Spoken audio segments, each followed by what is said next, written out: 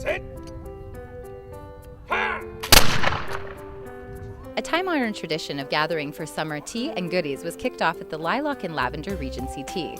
Lilac and lavender make the perfect theme for an old-fashioned tea. Lilacs are blooming in spring, the height of tea time, and lavender was used for medicinal purposes as well as a room center and natural insect repellent. Kathy is with the Ermatinger Clergue National Historical Site. What does this tea consist of? Well, we're trying to bring forth the idea, first of all, that the lilacs are starting to bloom. We're so excited in Sault Ste. Marie. But it is a tradition that the women of the 1812 era would have invited special friends to come and gather. The women often didn't get an opportunity to have a high tea, and their day was filled with a lot of chores and cooking and cleaning. So we do have opportunity at the event to showcase some of the things that they would have done. We're outside on a beautiful day doing peppermint pastilles and talking about the tea itself. And even the gentlemen that are here in our British soldier uniforms would have assisted, and it was more even a time for them to help serve because the ladies got a break that day. And this is a very old tradition, but this is a very popular event every year. Why do you think it sells out all of the time?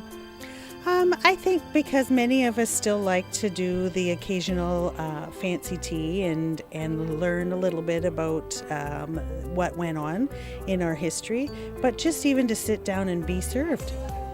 And do you find that people are really cherishing being able to step back in time? Is it something that's getting more and more popular? We're finding our events are well attended, and we're sold out as soon as they hear about it, and we're really glad because people then can learn about the history and the importance to Canada that we had here in Sault Ste. Marie. Fashion played a large part in the social gatherings over the centuries. Myril-Lynn is an historical interpreter who has studied the fashion of that time. When a woman was going to tea at somebody else's home, she would traditionally wear one of her better, what they call day dresses. And she would wear white gloves, maybe a semi-modest piece of jewelry, and always a hat. These are the type of bonnets that they would wear. This is one good example, and it has a lot of detail to it. They finish it inside and out so that even when you took it off, it still looked pretty. And feathers and flowers. They used a lot of paper flowers, lots of ribbon.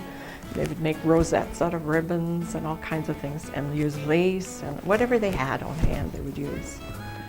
Tamara is a historical reenactor participating here at the Regency Tea. What is the history of tea in general?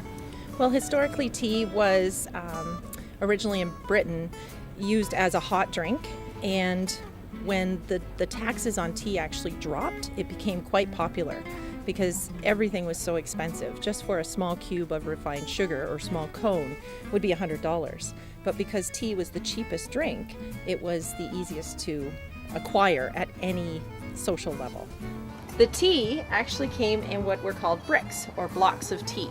So this is a pressed piece of tea, and what would happen is the soldiers, for example, the soldiers would actually cut a piece off, and this block here would then be finely grated into a hot water so that they can have tea, and that block alone would last up to about 2 years for the soldiers.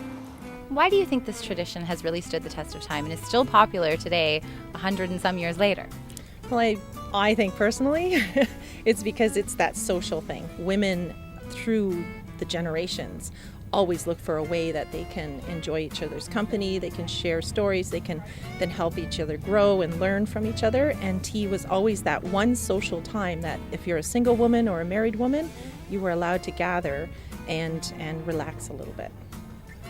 A summer full of unique events like this is just kicking off. Make sure to check for teas coming up and experience one for yourself. Reporting for Shaw TV, I'm Jasmine Pozo.